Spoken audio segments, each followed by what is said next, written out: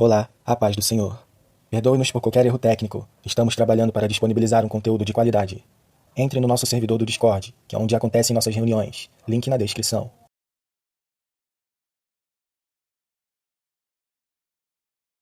Amém.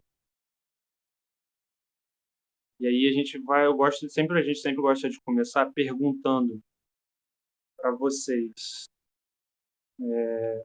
Como a gente falou, a temática dessa semana é perseverança. Uma pergunta para vocês: o que é adoração? Para vocês, o que é adoração? E aí pedir para vocês botarem aqui no chat o que vocês interpretam como adoração. Novamente, não tem o certo e errado, é um momento mais de diálogo.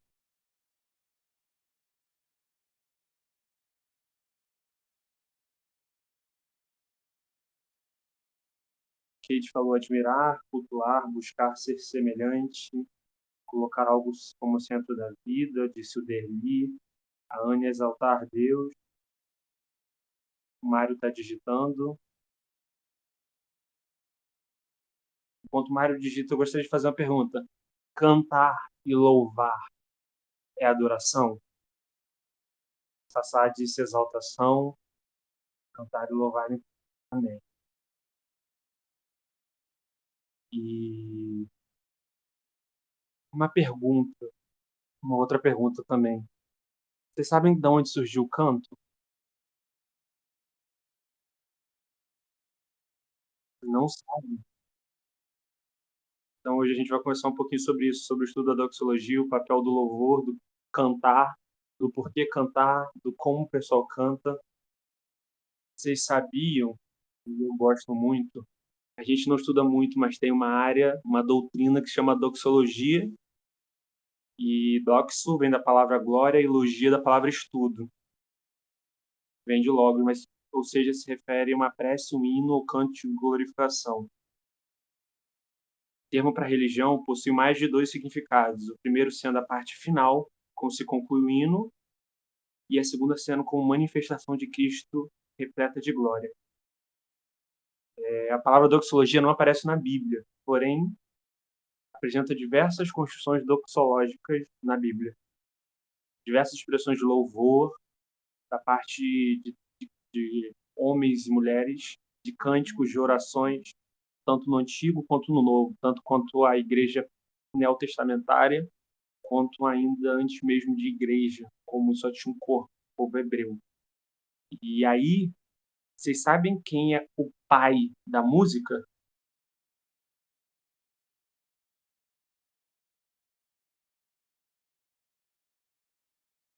O pai da Lúcifer é o pai da música. Compreende-se Lúcifer como um regente de orquestra, de todo o saber, do conhecimento sobre ritmo.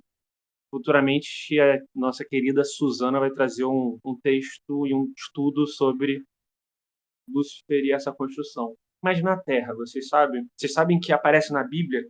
Na Bíblia tem precursor da música?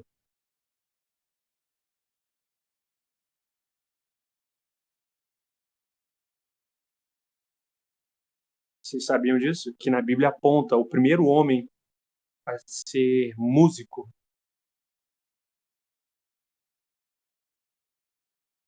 Se alguém puder botar aí para mim fazendo um favor, Gênesis 4, 21. Lucas é brabo. Gênesis 4, 21 diz assim: o nome do irmão dele era Jubal, que foi o pai de todos que tocam harpa e flauta. Jubal era irmão de Jabal. Jabal ele foi o primeiro agricultor e era filho do perverso Lameque. E aí a gente olha para essa construção. Vocês sabem de qual descendência Jubal vem? Acontece algo após a saída do homem do jardim, né? Onde a primeira vez ocorre a morte, o irmão mata um irmão, perfeito dele. Lameque e Jabal são da descendência de Caim. Então a gente tem um povo que é dito como errado, um povo marcado e da descendência dele vieram a primeira pessoa a fazer música. É a primeira vez que a música aparece na Bíblia. E aí, é uma pergunta que a gente sempre faz. Hoje mesmo, acho que tinha algumas pessoas conversando, acho que o Derli estava lá, perguntando, qual música é de Deus? Música é de Deus? Tem música de Deus e tem música que não é? Então, hoje a gente vai conversar um pouco sobre isso. Por quê? Porque, Felipe, a perseverança da fé aconteceu muito no Antigo Testamento através de uma coisa, a passagem oral de conhecimento. Ou seja, de leitura para poucos, porque nem todo mundo tinha o conhecimento do letramento, né? Ou não sabia ler, muito menos escrever, mas a grande maioria sabia gravar. Então eram feitas músicas, salmos, canções, melodias. Em Juízes tem uma juíza muito famosa que canta bastante, que é a Débora. A Débora é um exemplo disso.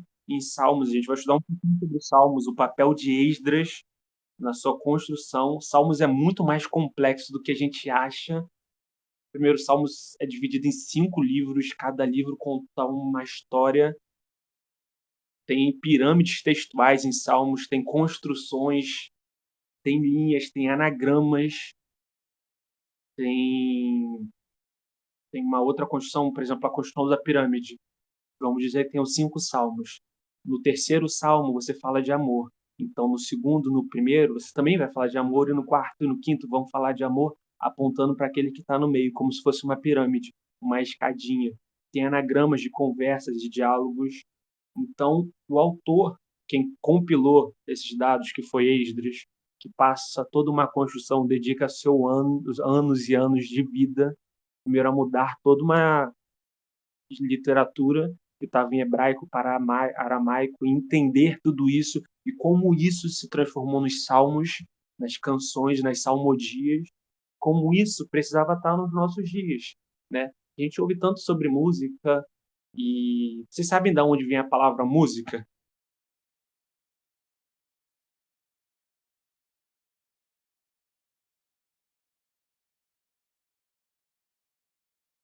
A palavra música vem do grego, que quer dizer, que vem do musikos, que significa arte da musa.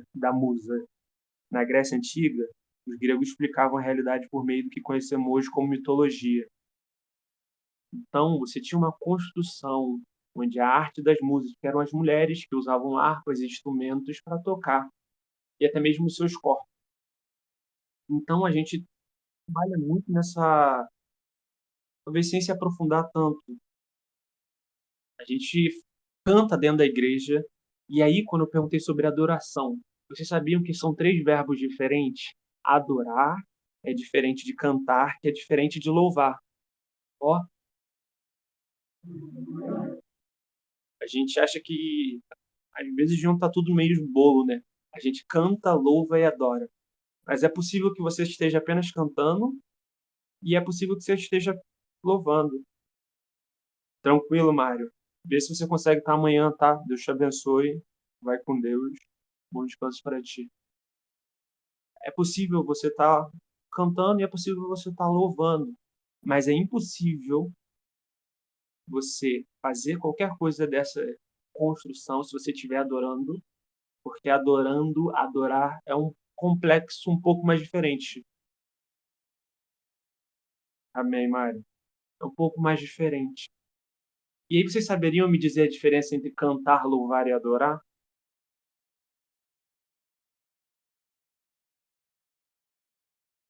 Eu vou expor isso. Tem essa possibilidade, Sassá.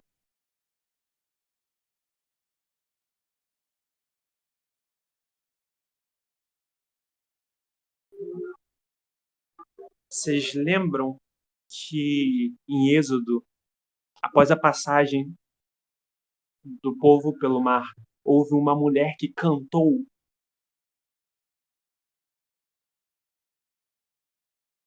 Vocês lembram disso? Teve uma mulher que cantou e dançou. Estudando, a gente compreende que cantar é uma expressão que é dedicada a externar um sentimento. Ou seja, eu estou alegre, eu canto. Eu estou triste, eu canto. Eu externo algo, é muito mais emocional. Então, quando eu estou num ambiente onde eu canto ou de alegria, ou de tristeza, ou de melancolia, ou de felicidade.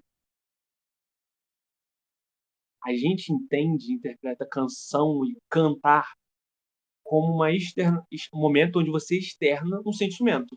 Isso é cantar. Diversas vezes a palavra cantar aparece na Bíblia como um momento de externar um sentimento. Então é possível a gente cantar em alegria ao nome do Senhor Jesus. Já o louvor é um processo, não é nem apreciação, mas o louvor é uma entrega. Em Lucas 2, e a gente ainda vai entrar lá, mas eu só estou passando por alto, a gente vai ver um grupo seleto de seres que vieram à Terra para louvar o nascimento de um bebê.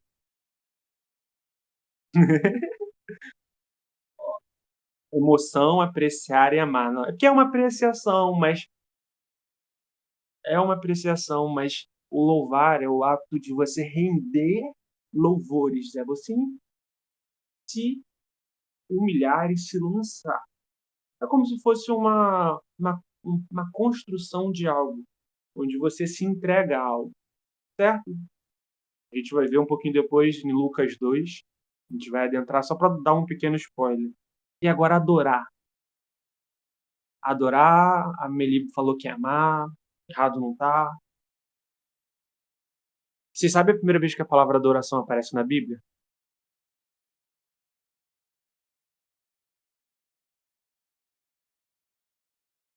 Aleluia, louve a Deus no santuário, louve no seu maravilhoso firmamento. Amém. É em Gênesis. E, Amelie, nem sempre. Cantar sempre vai denotar emoção. Louvor, você pode louvar tendo uma certeza no momento racional. Você louva por quem ele é. Na adoração, você pode adorar tanto racionalmente como emocionalmente. Porém, a primeira vez que a palavra adoração aparece é em Gênesis 22, 2.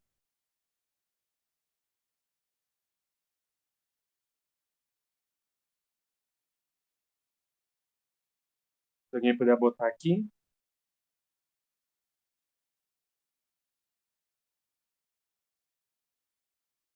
NVI é uma complicado, mas na Arque está escrito adoração.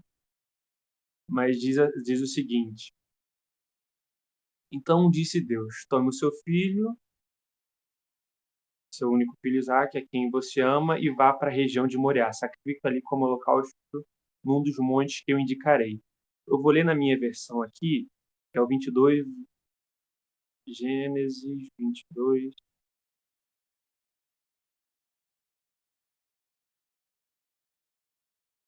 Perdão, Gênesis 22, 5. Isso, perfeito. E disse ele ao seu servo: fiquem com o jumento, enquanto eu e o rapaz vamos até lá. Depois de adorarmos, voltaremos. Quem está aqui falando, eu li a construção, o sujeito aqui é Abraão. Abraão está falando com os seus servos. Ó, eu estou indo adorar com o meu filho, e quando voltarmos, depois de adorarmos, voltaremos. Abraão tem certeza do que vai acontecer lá no céu não, lá em cima. Ele tem certeza que uma ovelha ou um cordeiro será morto. E naquele momento não é um animal, mas seu filho. Abraão está disposto a subir com Isaac e sacrificar seu filho em forma de adoração. E aí é um ato. A adoração é um ato, amém? Todo mundo consegue entender isso? Que a adoração é um ato? Esperar vocês, se alguém responder. Porém, vamos dizer que ele subiu. Isaac morre. No dia seguinte, a adoração dele teria um preço? Ele acordaria pela manhã, veria a cama do seu filho vazia e falaria: eu adorei ontem e adoro o Senhor hoje. Passaria 10 anos, seu filho morto, ele falaria: eu adorei a Deus há 10 anos atrás, adorei todos os dias até hoje e não deixarei de adorar. Porque o processo de adoração não é um momento diferente de um cantar e de um louvar. Quando você canta, é um intervalo de tempo onde você externa alegria. Quando você louva, você também externa uma alegria. Vocês estão ouvindo barulho? Que parou um carro de som alto. Não sei se vocês estão ouvindo, porque eu fiquei preocupado. Amém. Fico, graças a Deus. Então, vocês conseguem identificar a diferença de adoração para louvor e canção?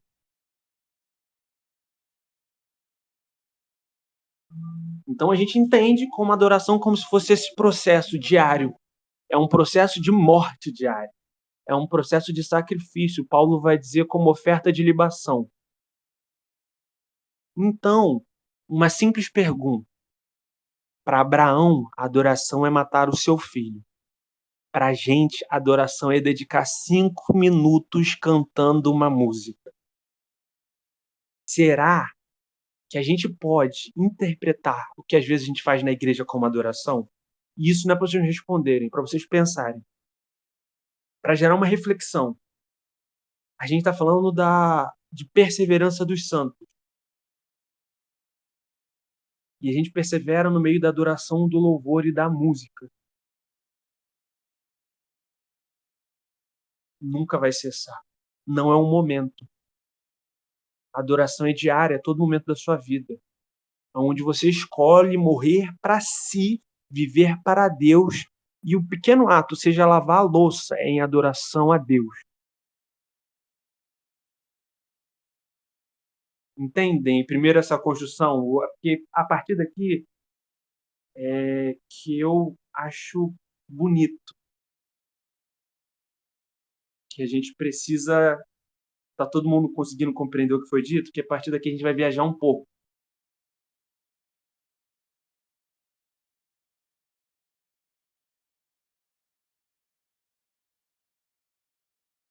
Porque quando eu digo viajar, autores dizem, e eu gosto muito dessa construção, um deles é o Marco, vocês vão entender então aos poucos. Mas vocês entenderam a diferença simples de cantar, louvar e adorar? Porque isso é importante, se precisar eu volto, a gente fica a noite inteira só para entender isso mesmo. Essa discrepância que é adorar diferente de louvar e cantar. A adoração é uma vida constante. Você falou ali, no céu não para a adoração. Na terra também não para a adoração. Pelo menos não deveria parar. Então, a gente, como eu estava falando, o percussor da música é Jubal. E tem autores que vão dizer, e que eu gosto muito, que os instrumentos criados por Jubal são citados em Apocalipse como fazendo parte do cenário musical celestial. Ou seja, tinham harpas no céu. Tem harpas no céu, tem instrumentos no céu. Só que a gente eu queria também trazer essa construção, porque a partir de Gênesis, o pecado foi sobre a terra, sobre o homem e sobre a mulher. Então a terra também sofreu. Ou seja, qualquer instrumento que seja, por mais belo que o som possa parecer, não se comparará com o instrumento celestial, a qual não tem pecado algum.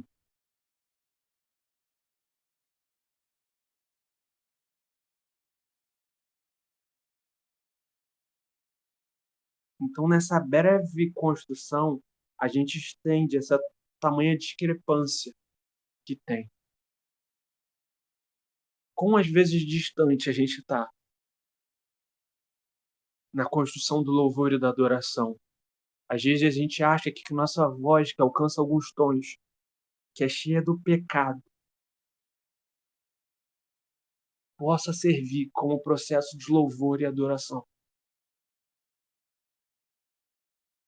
E quando a gente diz perseverança, é que a música, que muitas das vezes a gente traz como algo legalzinho, algo para ouvir e me trazer uma vibe boa. A música não foi feita para isso. A música foi feita no contexto de adoração. A música foi feita no contexto de louvor, para adoração ao maravilhoso e único nome. Porém, o pecado estava ali no meio. E é doido a gente pensar que Jubal, vindo de uma descendência impura, foi capaz de criar algo que vai aparecer lá em Apocalipse. E eu sempre destaco que o fato do Senhor Deus ter concedido a um homem de linhagem íntima uma dádiva musical, minha da tê-lo citado como pai daqueles que seriam músicos, sem gerar nenhuma crise naquele texto, mostra a nossa sujeira. O Wayne Gruden, e na teologia sistemática, vai chamar isso de graça comum. Não tem melhor ou pior. Às vezes a gente entra nessa dicotomia entre eu sou bom e aquele grupo ali é ruim. Eu tenho valor e aquele grupo ali não tem. Eu sou bom porque eu canto, aquele grupo ali não é bom porque não sabe cantar.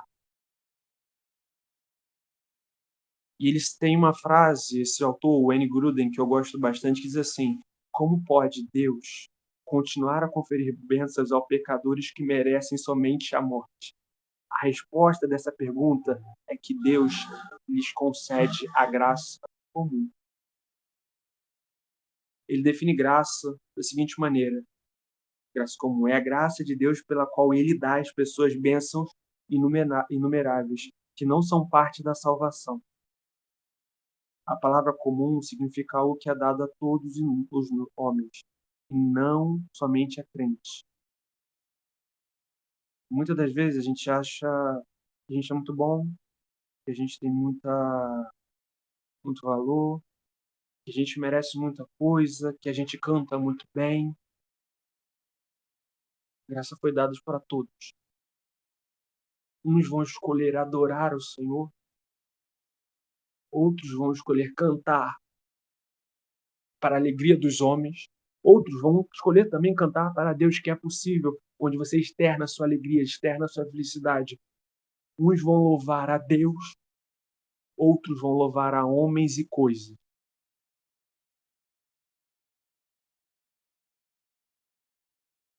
Vocês conseguem entender essa construção?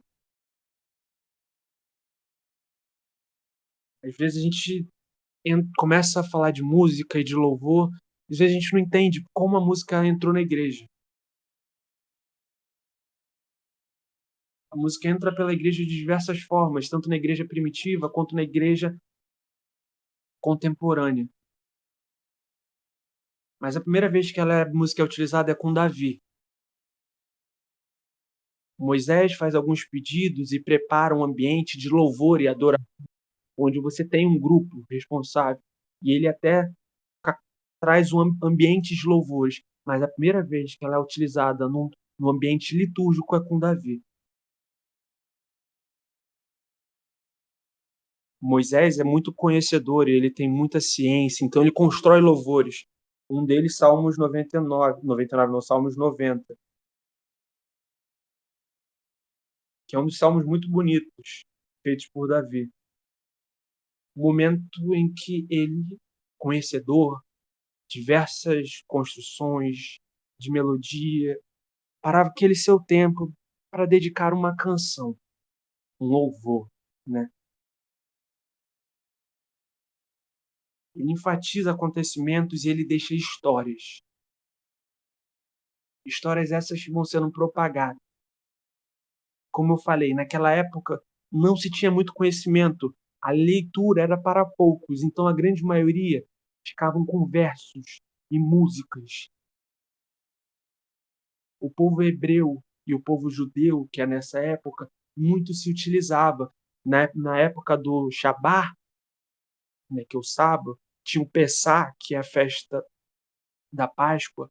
Você tinha um grupo de pessoas que iam para sua casa, o rabino daquele determinado grupo cantava canções, contava histórias. Para fazer o quê? Para perseverar na fé daquelas pessoas. Um exemplo disso é o próprio pai do Moisés. Cantava, tanto para Arão quanto para Miriam e até mesmo para Moisés. Tinha toda essa construção, esse papel da música de ensinar. E aí a minha pergunta é simples e singela, não é sobre a sua igreja, mas você tem ouvido música que te ensina?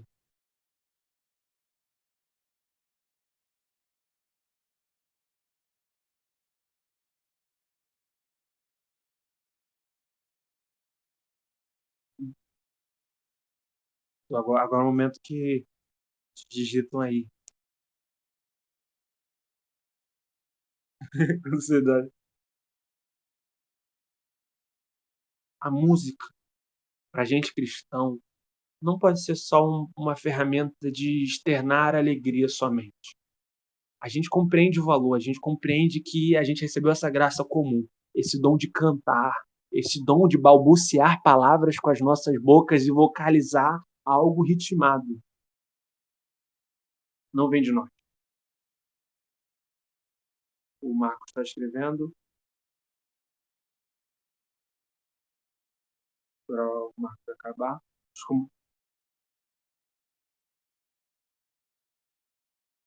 Sim, eu digo no ambiente agora litúrgico, na igreja, no seu dia a dia. Você ouve música e acaba de ouvir falar. Conheci um pouco mais do Evangelho, conheci um pouco mais de Deus. Esse é o papel do louvor. Esse deve ser o papel da música.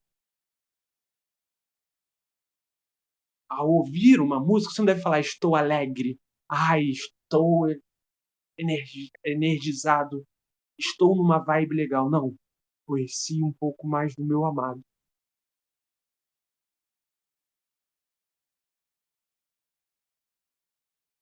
A grande maioria, Marco, das pessoas também estão nessa. E não é errado, mas é o que a gente estava conversando há pouco. O louvor e a música têm essa ferramenta de nos aproximar àquele que é o dono da música, porque o dono da música não é Lúcifer. Lúcifer era o regente. O som vai ser gerado em Gênesis 1:4, quando a primeira palavra ecoa e gera ondas, gera som. O pai da música não é Lúcifer. O pai da música também não é Jubal. O pai da música e do som é Deus.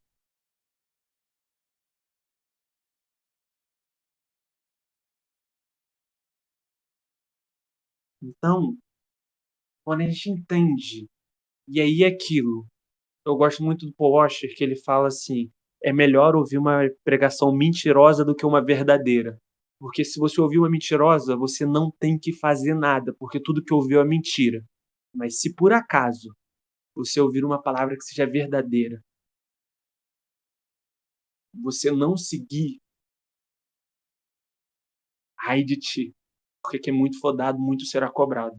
Então, no momento que a gente compreende, no momento que a gente entende que a música é unicamente para adorar aquele que é o dono da música, se a gente não o faz, aí já é outro 500. Vocês entendem essa dicotomia? Pode parecer um pouco radical. Mas, Felipe, eu não posso mais ouvir música. Eu gosto daquele meu BTS da vida. Eu gosto daquelas Del Rey da vida. Ai, mas, poxa, eu não consigo viver. Opa, eu não consigo acordar se não ouvir aquela música lá. Meu dia muda quando eu ouço aquela música. Seu dia deveria mudar quando você olhasse para Deus.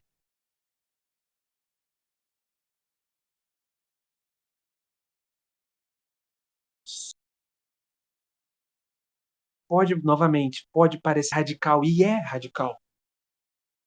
O papel do louvor e da adoração É um papel extremo. Sim, sim, Marcos. É para tudo, mas quando a gente fala do evangelho como um todo, porque quando a gente fala que o evangelho é verdade, é porque não é uma construção teórica entre correto e errado. Quando eu falo que o evangelho é verdadeiro, eu falo que o evangelho é uma pessoa, Cristo Jesus. Você entende? Porque ele é o caminho, a verdade e a vida. Não é mais uma construção social entre certo e errado. Não. É um indivíduo que morreu por nós e nos deu a vida. Essa é a verdade. Qualquer coisa que não seja isso é mentira.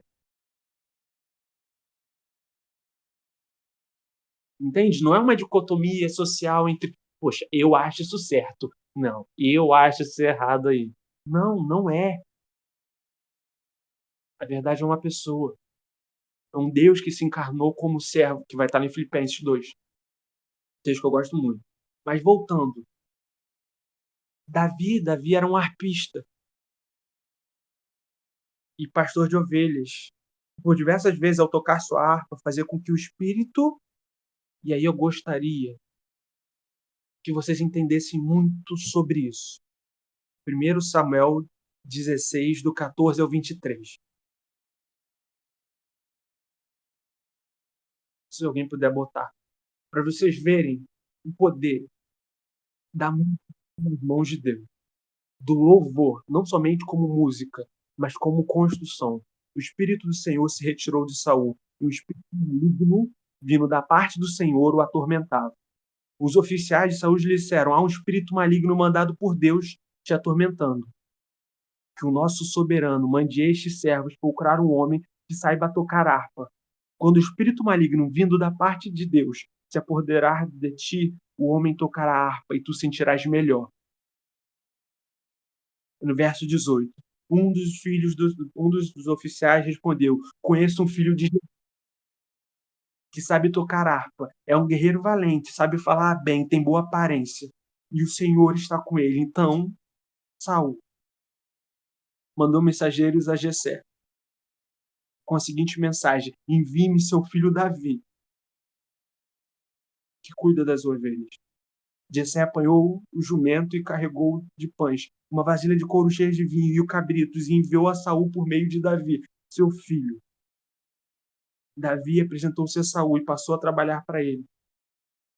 Então Saul enviou a seguinte mensagem para Jessé: deixe que Davi continue trabalhando para mim, pois estou satisfeito com ele. E agora o verso 23.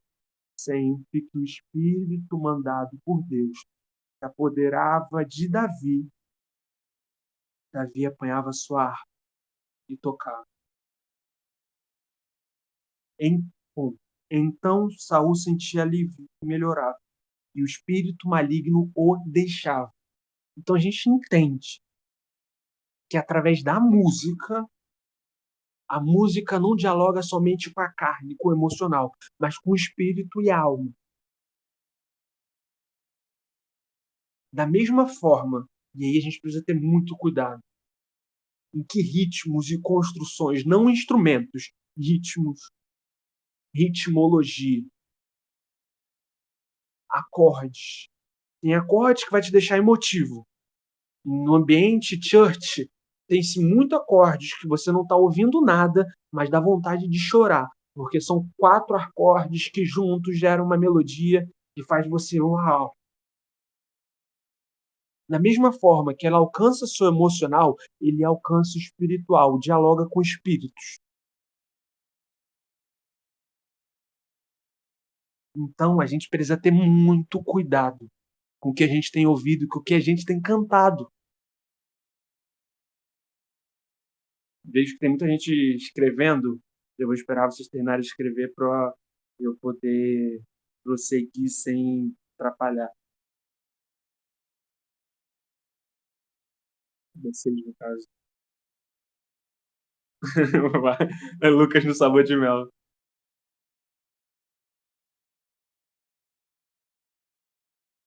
Sim, a música afeta o corpo, a alma e o espírito.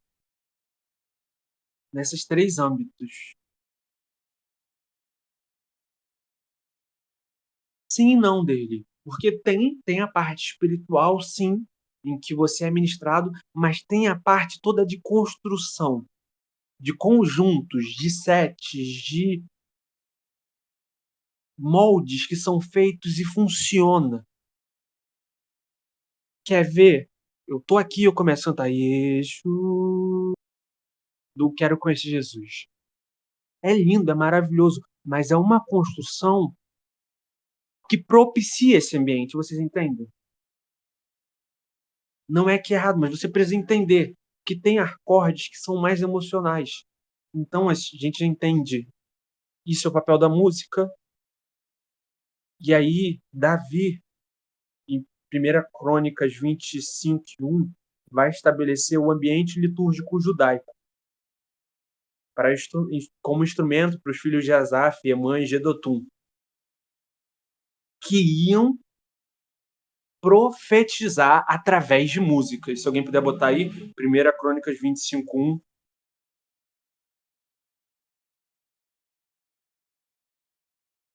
O Baby falou. A própria sonoridade de uma música cantada, ela muda o ambiente de suas emoções. Sim, sim, somente na voz, na construção, na harmonia, onde você acerta determinadas notas. E o texto que que eu separei diz assim: Davi, junto com os comandantes do exército, separou alguns filhos de Asaf e mães de Dotum para o ministério de profetizar ao som de harpas, liras, símbolos. Então a gente já viu que através da música eu consigo expulsar espíritos, dialogar com corpo e alma, através da música, do som, dos instrumentos, eu sou capaz de profetizar. Uau! Não é a música, eles lembram quem é o pai da música, não, é Deus. Então, gente, vocês conseguem ver o quão complexo é? Vocês conseguem ver como às vezes a gente deixa de lado algo que é tão importante? A gente canta qualquer coisa na sua casa, ouve qualquer coisa na sua casa. Na igreja, canta aquilo que é mais emotivo.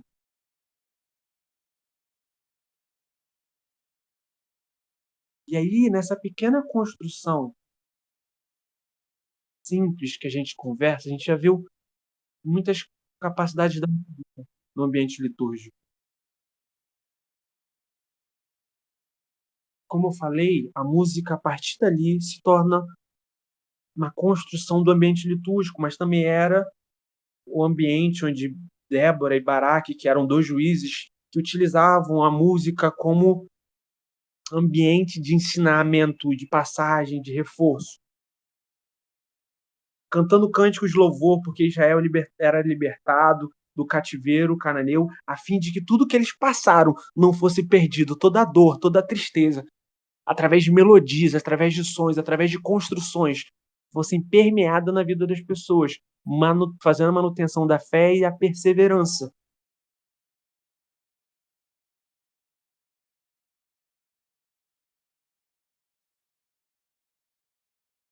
Exatamente, Lucas. Como eu falei, gente, a gente pode até cantar algumas músicas, mas o processo de adoração é diário. Não tem como você ir no culto de adoração. Não! A sua vida precisa ser uma vida de adoração. E eu não estou falando batendo achando que eu sou perfeito. Não, sou o pior de todos aqui. Isso é para mim. Isso é para todos nós. É uma reflexão geral. Agostinho de Hipona, para mim, é uma das pessoas que melhor conseguiu entender o Salmo. Ele vai falar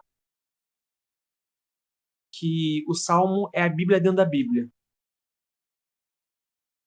Que fala que as estruturas, o segredo na estrutura desses cânticos contém mistérios maravilhosos que ainda não nos fora revelado.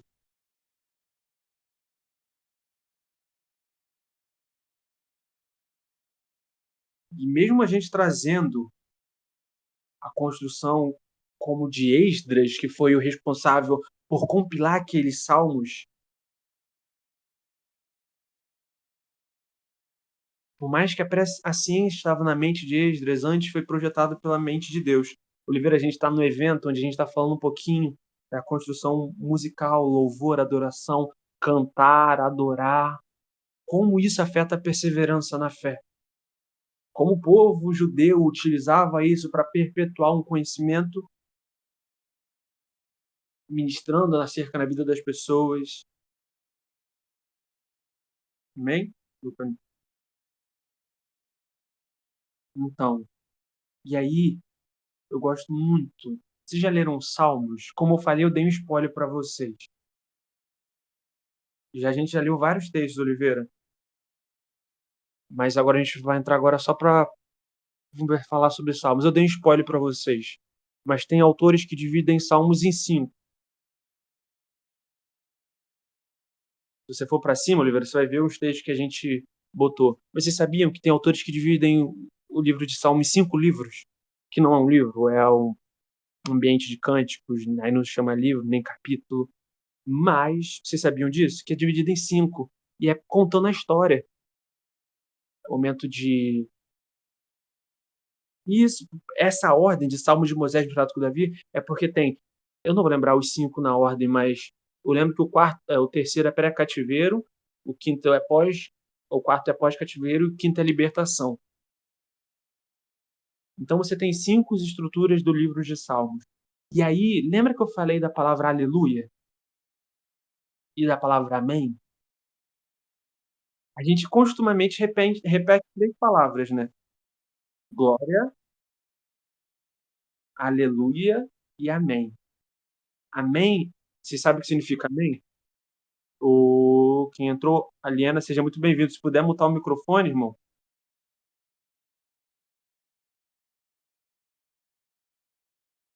Amém significa que assim seja. Se fazia isso para concordância, se cantava, se fazia naquele ambiente litúrgico daquela época, e o amém estava que assim seja, mas também porque estava no ambiente celestial, onde falavam que assim seja para aquele que era o dono da própria vontade. E aí agora, vocês sabem o que significa... A palavra glória é fácil, mas a construção do texto aleluia,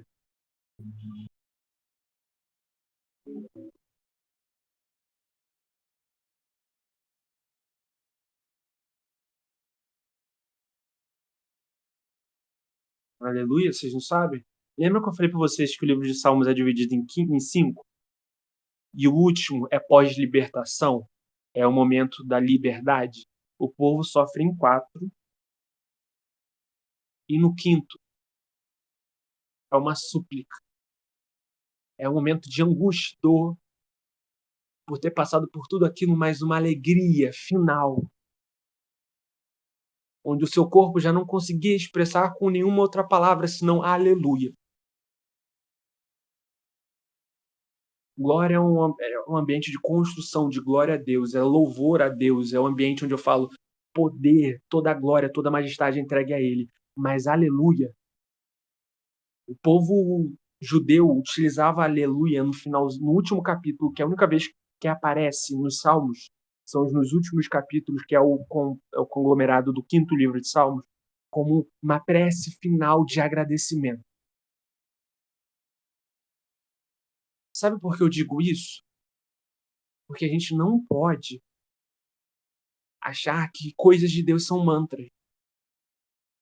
Eu não falo amém porque é uma palavra legalzinha. Amém é que assim seja.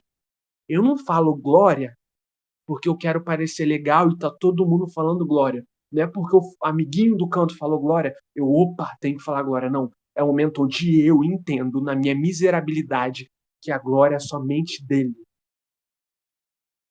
E aleluia. É o momento da minha alma. Suplica. Em agradecimento. Do mais puro. Às vezes a gente está no culto, não sei vocês, mas é sempre assim. Uma pessoa às vezes puxa um glória a Deus ali, começa a vir um conjunto de glória a Deus. Uma pessoa chama um aleluia e começa a vir um aleluia. O pastor está lá na frente, irmão, dê um glória. Lembra que eu falei sobre cantar? Todo esse ambiente mais emocional? Toda essa construção que a gente está fazendo não tem nada a ver com emoção. Paulo vai dizer sobre acerca de um culto racional. A gente precisa entender o que é aleluia, a gente precisa entender o que é glória, a gente precisa entender o que é amém.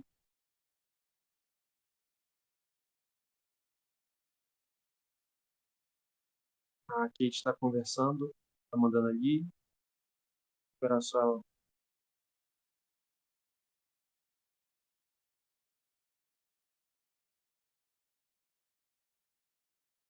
É um momento de gratidão pura na súplica. A gente chama tanto. Se eu falar agora para vocês, quem é o profeta chorão? Quem vocês vão me falar que é o profeta chorão? Na Bíblia. Tio Lucas aí, na Bíblia vai aparecer um profeta que vai ser chamado de profeta chorão.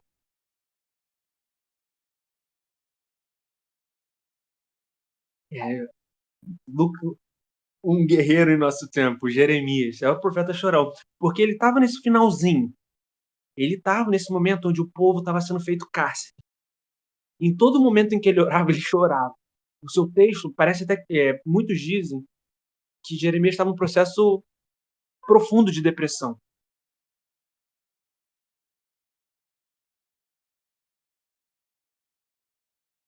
Que Jeremias estava nesse processo profundo de depressão. Ele chorava muito. E até alguns brincam de, o profeta chorão. Mas vocês sabem o que ele via quando andava na rua? Tem essa construção. Chamam de profeta chorão.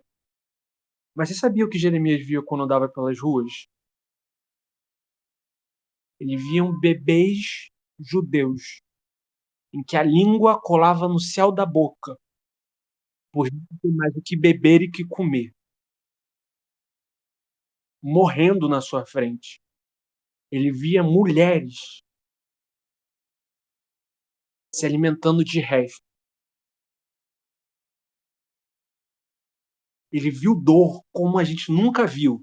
E a gente, na nossa construção social, aponta Jeremias como um profeta chorão, sem nunca ter passado pelo que Jeremias passou.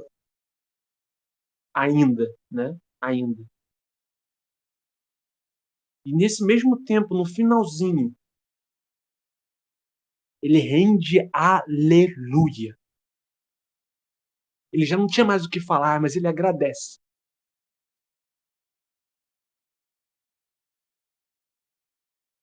Machucava muito. Ele queria. Ele estava necessitando de afeto, de cuidado, de zelo.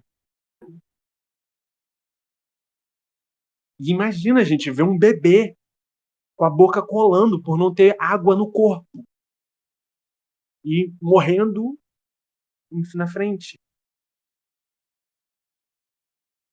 Sim, sabe? É uma dor. E aí, mesmo assim, no momento assim que a gente vai, o Esdras compila os salmos e ele estrutura esse final com aleluia. Depois de ter passado por tudo isso, eu resumi uma parte pequena com o assunto de Jeremias, mas teve muita coisa pior que aconteceu nos exílios. E nessa súplica final, tem o povo clamando a Deus aleluia. É só porque a gente realmente, a gente não pode, gente. E pode, como eu falei, pode parecer que é brincadeira. Pode parecer que é algo bobo. Mas não é. A gente precisa realmente entender o que a gente está falando, sabe?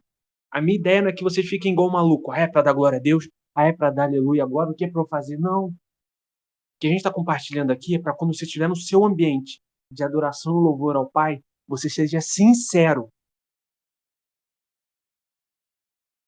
Você entenda o que você quer entregar ao Pai. Entende? Não é para você ficar se limitando. Não, agora eu só falo glória a Deus, porque não, agora não. Mas você entenda que aquilo significa. Para não ser palavras jogadas ao vento, como Deus. Lembra sobre falar, utilizar o nome dele em vão? Se você está falando glória a Deus sem entender o que é glória a Deus, sem realmente levantar glórias a Deus, são palavras em vãs, que não têm valor algum, que vão gerar malefícios na sua vida. Amém? Sim, Kate, a palavra, o conhecimento, toda essa construção tinha toda uma importância. O nome, a identidade tinha um valor muito melhor do que agora. A gente precisa entender, porque tem muitos significados em detalhes.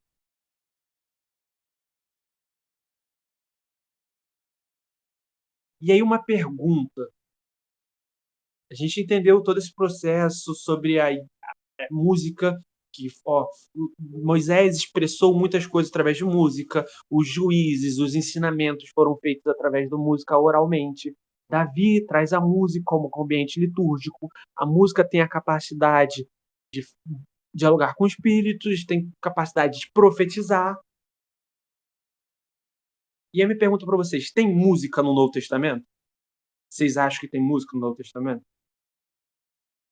Oliveira falou que sim. Vocês conseguem me trazer uma música do Novo Testamento? É. Ih, calma. Não, mas é tranquilo. Aqui esse ambiente é mais pra gente aprender. Opa, Derli trouxe um dos 4 louvores do livro de Lucas. Vocês sabiam que nos dois primeiros capítulos de Lucas tem 4 louvores? Derli trouxe o Cântico de Maria.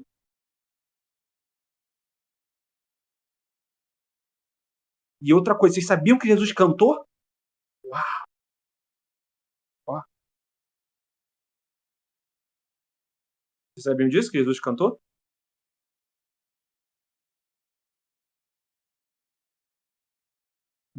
Pedi para vocês botarem Mateus 26:30 e Marcos 14:26.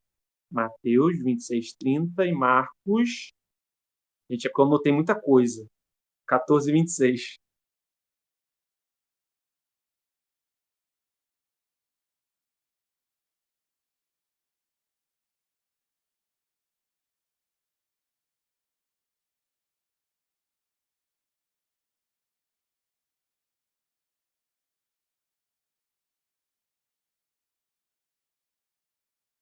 Amanhã vai ter um outro evento, mas esse daqui é específico de sexta-feira que acontece. É mais uma construção textual de ensino, de aprendizado.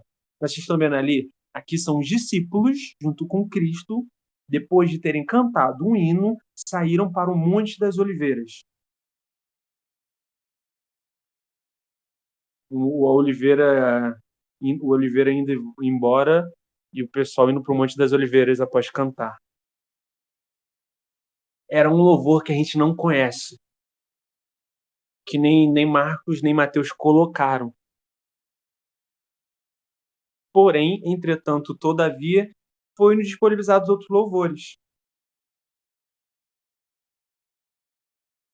E aí a gente vai trabalhar um bem básico. Eu esqueci o nome dele, mas que falou do Cântico da Maria, por tem que esperar, voltar e abrir.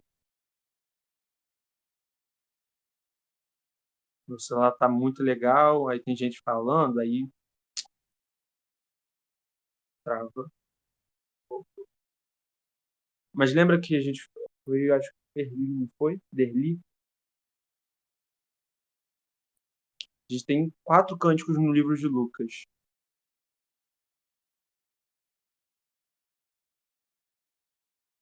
Não, eles. Porque. E aí, Marcos, talvez seja a parte mais bela dessa construção textual. Eles cantaram o hino. Eles não estavam muito afim de. Eles viveram aquele momento, não um momento emocional, mas um momento de louvor, aquele que estava lá. A importância não é para a gente, talvez, nesse momento, entender a música, mas entender a importância deles estarem tão compenetrados naquele momento em dialogar. Por exemplo, eu trouxe o exemplo de Marcos. Marcos ouviu isso da boca de Pedro, porque todo mundo aqui compreende que Marcos, todo mundo sabe que não viveu com Cristo. viveu após Cristo, estava com Paulo, foi rejeitado por Paulo, chegou para Pedro, e Pedro foi passando para ele tudo aquilo que ele viveu com Cristo, e aí é escrito o Evangelho de Marcos pela vivência de Pedro. Deu para entender? É.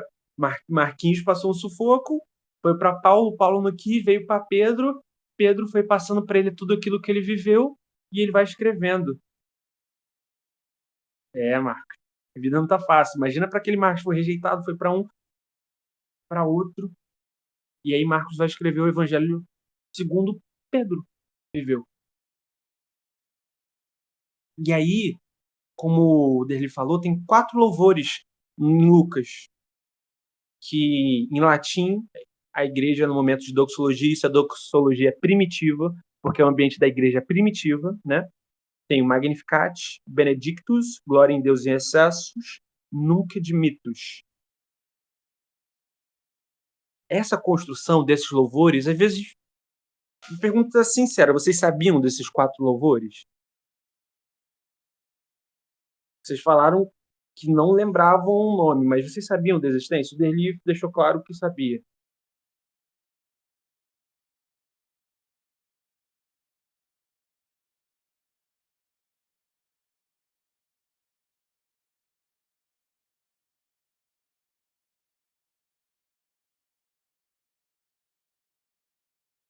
Aí, mas voltei. Paulo e Silas estão na prisão, também eles cantam. Mas voltei. Esses 4 louvores são 4 louvores, cada um cantado por uma pessoa. A primeira, como ele falou, é Maria. Maria canta ao saber que vai dar luz. O segundo é Zacarias. Vocês lembram da história de Zacarias? A esposa de Zacarias recebe um anjo. O anjo fala para ela que vai ter um bebê. Ela chega para Zacarias. Zacarias não acredita. Ele fica mudo. E a primeira coisa que ele faz após abrir a boca e poder falar é cantar um louvor. E aí que eu falo, ele cantou um louvor no momento de adoração. Ele expressou alegria por estar falando, ele louvou entregando a Deus e ele adorou com sua vida.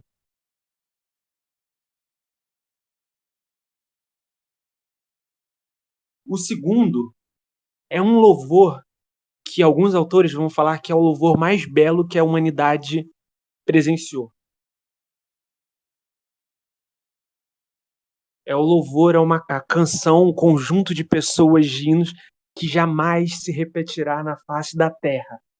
Que milhares, isso é muito lindo, milhares de músicos daquela época dormiam enquanto a melhor canção da terra que já existiu estava sendo cantada para um bebê, onde vieram anjos com instrumentos celestiais, com vozes celestiais, sem nenhuma sujeira, sem nenhum pecado,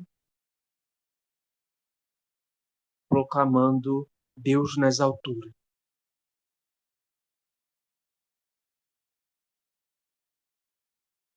A gente olha, e eu vou deixar para vocês o certinho qual é cada um, se vocês quiserem também, eu tenho todo o trabalho aqui da Maria, que é o texto que eu deixo para vocês certinho, mas só para você não ficar muito extenso. Mas eu mando para vocês, se vocês quiserem, onde está o primeiro, o Magnificat, da Maria, onde está o segundo, o terceiro, e o quarto, para mim, que é uma das canções que eu mais amo. E esse eu vou falar por completo, porque para mim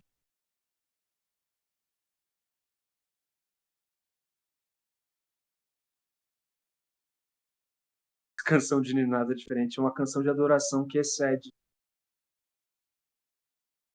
E aí, após Zacarias, após os anjos, após Maria, tem a voz de tem a voz de um rapaz. Que esse, para mim, bate o peito, eu vou pedir para vocês botarem. Lucas 2, do 29 ao 32. É a quarta música que aparece em Lucas 2. Eita, o pessoal tá animado que botou 3. E diz assim: ó soberano, como prometeste, agora podes despedir em paz o teu servo, pois os meus olhos já viram a tua salvação, o que preparastes à vista de todos os povos, luz para revelação aos gentios e para a glória de Israel, teu povo. Essa é a canção de um homem. Ele fala agora eu posso morrer em paz. Aí tu pensa, pô, ele viu algo gigantesco, né? Ele recebeu ele fala que ele recebeu uma promessa e agora ele pode morrer em paz. Aí você pensa, poxa, imagina esse pai chegando nos dias hoje em casa. Imagina aí, seu pai chegou hoje pra você e falou: filho, recebi uma promessa, posso morrer já. Aí você pensa, pô, ganhou na Mega Sena, pô, ganhou uma casa, a gente tá rico. Ah, não, meu pai agora ele recebeu uma promessa, tem que ser uma promessa incrível. A gente vai se mudar, que agora ele pode morrer. Aí, sabe o que esse rapaz chamado Simeão recebeu? Os olhos de um bebê. Simeão, junto com Ana, era o responsável por fazer um ambiente de sacrifício.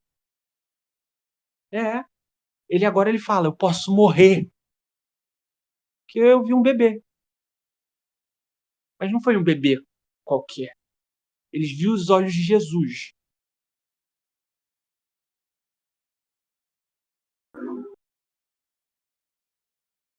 Mas é louco parar pra pensar que ele... Imagina, você chegar em casa e falar, não, pai, você ganhou na Mega Sena, você ganhou... Não, ele falou, eu vi um bebê. Eu vi os olhos. E eu vi olhos de um jovem e agora eu posso morrer. Todo mundo chama esse cara de maluco. A promessa dele não foi ser salvo. A promessa dele não é que viria um rei. Não, não, não. A promessa dele não é, não vou mais sofrer. A promessa dele foi, você verá teu rei. E agora ele fala, eu posso morrer. Esse rapaz chamado Simeão entendeu algo que muita gente não entende. Simeão não quer sofrer. Ele não acha... Simeão, comecei a falar. Simeão não acha que o evangelho é ele não sofrer. Simeão não acha que o evangelho é sobre alguém que vai vir reinar sobre a terra. Não, Simeão entende.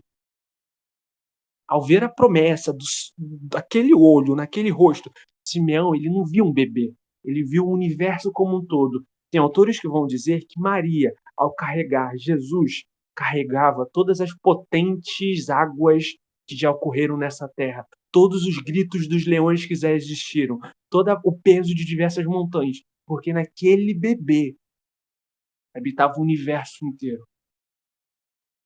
Isso que eu digo é um ambiente mais filosófico e bonito. Para mim, eu acho muito bonito. Não está escrito na Bíblia, mas é uma extensão de quem Cristo é através de Colossenses. Quando ela carregava aquele bebê, ela estava carregando o universo em seus braços. Mas não é para glorificar a Maria, não. Mas para dar glória àquele que é a verdade. E aí, ao mesmo tempo que é lindo, dele é triste. Sabe por quê? Filipenses 2:2. Se eu não me engano, é do 5 a 11, que também é uma canção. Filipenses 2, do 5 ao 11. Que é uma canção triste. Filipenses, sabe como é que a carta de Filipenses é conhecida no meio acadêmico? Ou na academia?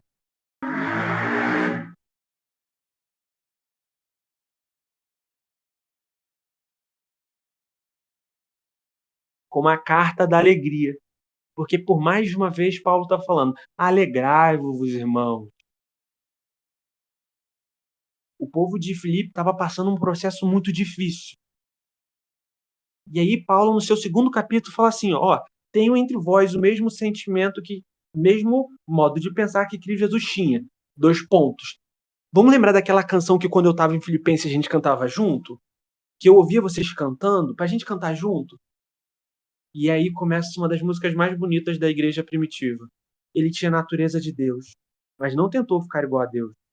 Pelo contrário, ele abriu mão de tudo que era seu e tomou natureza de servo, tornando-se assim igual aos seres humanos e vivendo a vida como de um ser humano. E foi humilde e obedeceu a Deus até a morte. Não qualquer morte, mas morte de cruz.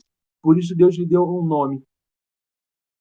Eu vou pegar o nome que eu acho mais bonito, que nome, a palavra nome, essa é pelo que a Kate falou sobre a construção. Exaltou da mais alta posição, lhe deu um nome que está acima de todo nome, para que ao nome de Jesus se dobre todo o joelho, nos céus, na terra e debaixo da terra, e toda língua confesse que Jesus Cristo é o Senhor, para a glória de Deus Pai. É, Marcos, claro que é. Ah, vamos dizer, por exemplo, vamos descer as escadas? Vocês topam fazer isso aqui comigo? As escadas da humilhação? Vamos fazer aqui com a gente? Se vocês toparem, a gente faz. Senão, a gente deixa para uma próxima atividade. A gente vai fazer as escadas da humilhação. Vamos lá, ó. Que embora sendo Deus, ele era Deus, beleza? Deus soberano, um ser. Lembra que quando eu falei que o Derli falou que é bonito? E eu falei que é mais triste do que bonito? Vamos entrar nessa daqui. A gente vai agora se descer nas escadas. Você tem Deus. Deus precisa de alguma coisa? Não, porque ele é Deus. Certo? Todo mundo entende isso? Agora a gente vai descer as escadas. Que, embora sendo Deus, não considerou ser igual a Deus. Que era algo que não deveria se apegar. Mas esvaziou, Deus esvaziou e veio na Terra como homem. Vocês entendem que quando eu falei que Maria carregava o universo, vocês entendem que aquele que é o universo, aquele que ao caminhar as nuvens se juntavam para ele andar sobre os céus, que as suas janelas eram semelhantes, as suas nuvens eram as cortinas, agora depende de uma mulher para alimentar, para segurar na sua mão e caminhar. Vocês entendem a tamanha humilhação de um Deus se tornar homem? Ele depende agora de uma mulher para limpar o seu rosto por causa de catarro. Para limpar porque fez uma necessidade. Vocês entendem tamanha humilhação? Você já tem Deus. Se humilhou como homem. Mas aí, como homem, pode ser. Ele podia ser um rei, não podia ser um rei? Ele podia ser um lutador. Ele poderia ser conhecido. Ele poderia ter glória. Ele poderia ser o melhor ali. Ele poderia ser pastor e pai. Ele poderia confundar uma igreja e pá, gigantesca. E eu digo não indo para além daquilo, eu estava falando naquele momento ali da vida dele.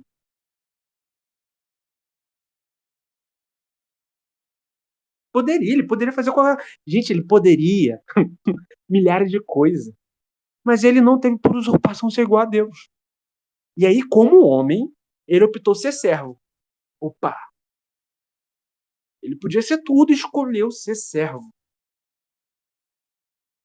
Vocês entendem isso? A gente já desceu uma escadinha da humilhação. Era Deus, fez como homem, e ele não estava feliz somente ser homem. E ele se desceu mais um, né? Veio como servo. Tornando semelhante aos homens. Mais uma pergunta. Vocês já tiveram em algum ambiente onde teve um cristão? Você não sabe quem eu sou. Eu sou filho de fulano de tal. Ah, eu sou o melhor, eu canto muito. Eu sou bom pra caraca. Eu prego? Uau! Eu sou o melhor. Ele não teve por usurpação ser igual a Deus. Ele foi um servo obediente. Ele poderia ser um servo obediente. Ele poderia ser um servo qualquer. Ele poderia ser um servo que serve por obrigação. Ele poderia ser um servo que serve por necessidade. Mas ele se torna um servo obediente.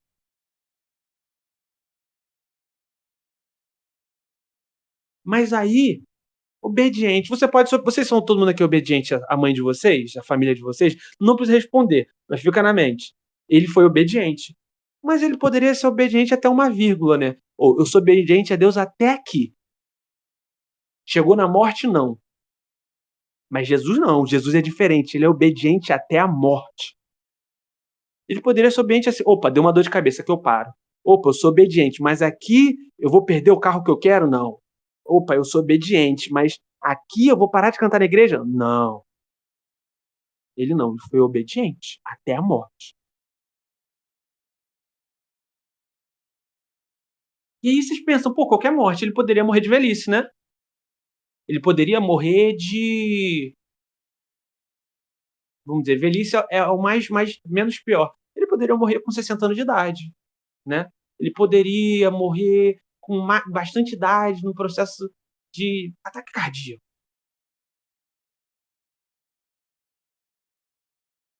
Mas ele morreu das mortes mais desonrosas daquela época. E aí vocês lembram daquela escadinha, né? Vocês estão vendo como a gente está descendo? Como ele só desce. E isso é uma música. Aí minha pergunta é: essa música é cantada nas igrejas? Vocês acham que cantar uma música de mostrar um Jesus assim, um Deus assim, é bonito? Fernandinho canta ela, Marco Teles canta ela, Projeto Sol, se não me engano, tem uma música com Filipenses 2. Tem diversos autores que cantam. Mas dentro da igreja, será que faz sentido eu cantar um Deus fraco? Um Deus que se esvazia? Um Deus obediente à morte? Obediente a Deus à morte? Vocês entendem essa construção? Pedi para vocês prestarem atenção porque eu sei que às vezes aparece o diálogo. Vocês entendem? Essa descida. Não é dele. A gente sabe que não é um Deus fraco. Mas se eu estou falando um Deus que se esvazia, aos olhos humanos, ele é um Deus fraco. Ele não tem tanta glória. Ele não tem tanto poder. Ele veio como servo, um servo obediente de morte, morte de cruz. Mas aí que vem a beleza, a construção de tudo isso que a gente estava falando. Que após tudo isso, ele recebe o Pai o exaltou. A alta posição, ele deu um nome que está acima de todo nome. E toda língua confessa que Jesus Cristo é o Senhor para a glória de Deus Pai.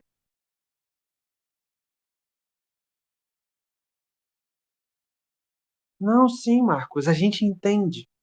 Ai, graças a Deus, eu fico muito feliz por todo mundo aqui conseguir entender. Mas sabe que muitas das vezes essas músicas não são cantadas? Isaías 53, vocês já ouviram do Projeto Solo? É com base no texto de Isaías 53. Fala de um Deus, fala de um Jesus que sofre, Jesus que não é bonito. Ele não tinha qualquer beleza, nem majestade para te atrair. Foi desprezado e rejeitado pelos homens, um homem de dores. A gente não quer cantar um homem de dores, a gente quer cantar o mais belo entre milhares e milhares. Certamente ele tomou sobre si nossas enfermidades, levou sobre si as nossas doenças. Contudo, nós consideramos castigado por Deus. É muito mais legal, é muito mais vendável a gente não ter que cantar um Jesus, entre aspas, entre muitas aspas, não tirando em contexto feio, porque ele não tinha qualquer beleza ou majestade que me atraísse. É mais bonito eu cantar um Jesus que é mais belo entre milhares e milhares. O meu amado é. Novamente, eu não estou querendo fazer com que vocês saiam daqui achando que vocês são malucos. Ah, não, tem que. Não. É vocês olharem e pensarem: o que a gente está cantando? Deixa eu fazer uma análise. Será que a gente está cantando, está louvando ou está adorando? Por quê, gente? Porque canção, o louvor, faz parte da perseverança dos santos. Vocês conseguem? Lembra que a gente falou de tudo aquilo o que o louvor está apontando?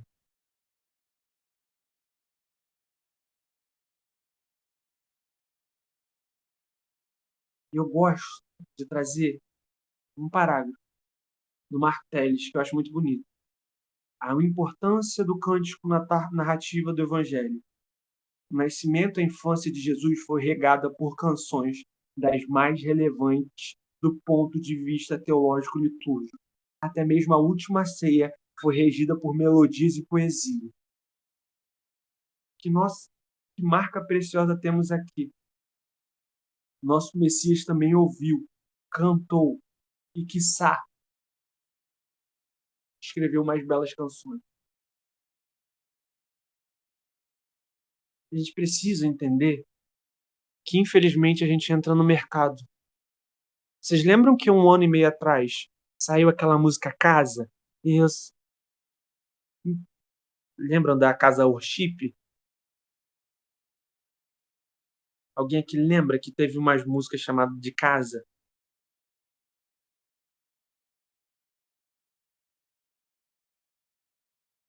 Quando surgiu uma música da Casa, aí depois veio uma Minha Casa é Você, Eu Sou Tua Casa. O mercado virou para casa. Surgiram 500 músicas de casa. Sério? Graças a Deus. Porque vieram 500 músicas de casa. Aí depois veio Ama. Vi 500 músicas com Ama.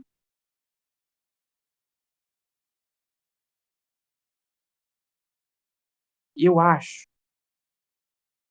né, nessa construção, a gente tem que entender que o ambiente gospel, infelizmente, a palavra gospel, que é tão linda, né? Você sabe o que significa gospel? Gospel é uma palavra em inglês. Gospel é uma palavra em inglês que significa evangelho.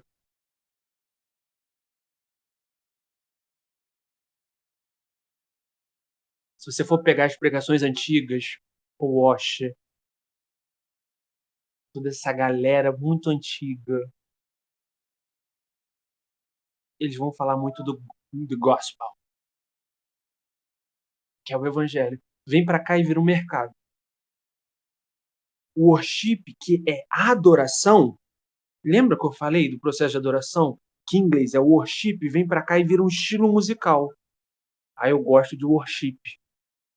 Lembra que a gente estava falando como a gente não entende o que a gente faz e só repete? Você acha que quem fica feliz com a gente só repetir? Quem que no céu utilizava a música para guiar pessoas e guiou 1/3 dos anjos com ele? Quem no céu era o líder da orquestra? Que pouco importava o que aquelas pessoas estavam cantando. Ele só queria utilizar como marionete e levar para ele, já que ele ia se perder, ele levaria junto. Vocês entendem como pequenos detalhes fazem diferença? E a pergunta que eu gostaria de fazer só para entender, e todo mundo que estiver aqui eu peço que talvez responda.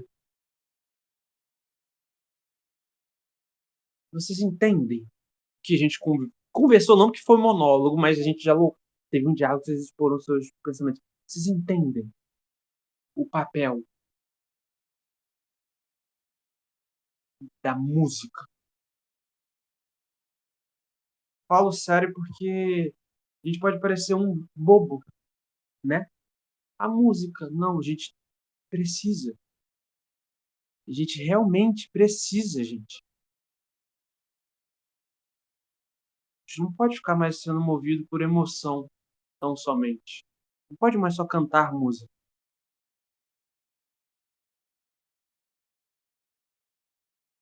A gente tem que ser igual o nosso querido amigo Simeão.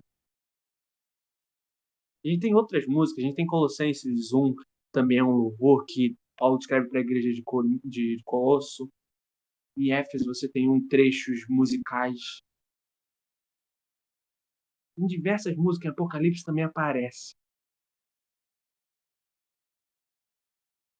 E aí aquela pergunta, né? Como a gente. Eu sou do ambiente mais carismático, sou do ambiente mais pentecostal, mesmo não parecendo tanto. E aí se tinha muito a mentalidade que toda música feita era alguém que passou a noite ou a madrugada inteira conversando com Deus. E Deus deu aquele louvor. Mas nem toda música é assim. nem todo louvor é feito assim. A gente tem esse ensinamento de, uau, essa música foi alguém que passou horas. Não, é um mercado. Teve uma palavra que está funcionando. Gente, Quero Conhecer Jesus trouxe Yeshua. Sabe quantas músicas usaram a palavra Yeshua? Não pelo significado, mas porque estava na moda? Milhares.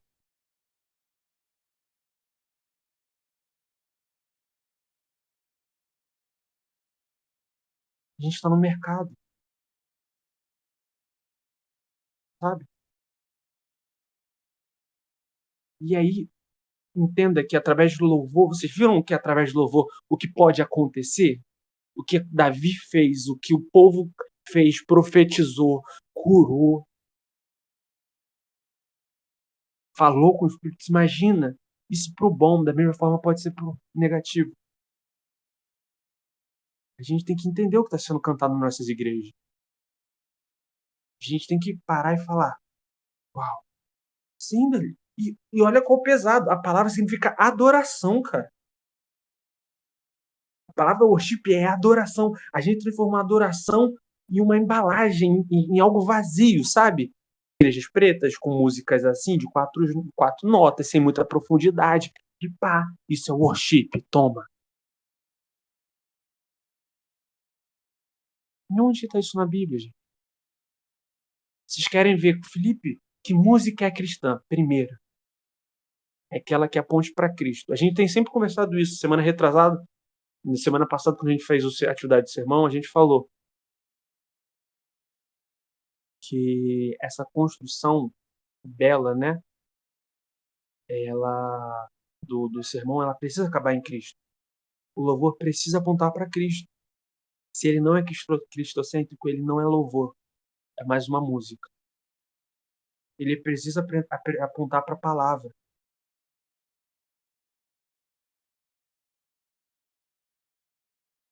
Todo o evangelho, toda a música, a gente tem que parar de achar que algumas coisas são mais importantes que a outra. A palavra, ela tem que estar pautada em tudo. A palavra tem que estar pautada na oração, a palavra tem que estar pautada no nosso louvor, a palavra tem que estar pautada na nossa vida, a palavra tem que estar no nosso respirar. Amém? Vi que já é bastante extenso. Espero realmente que tenha sido proveitoso. Vocês tenham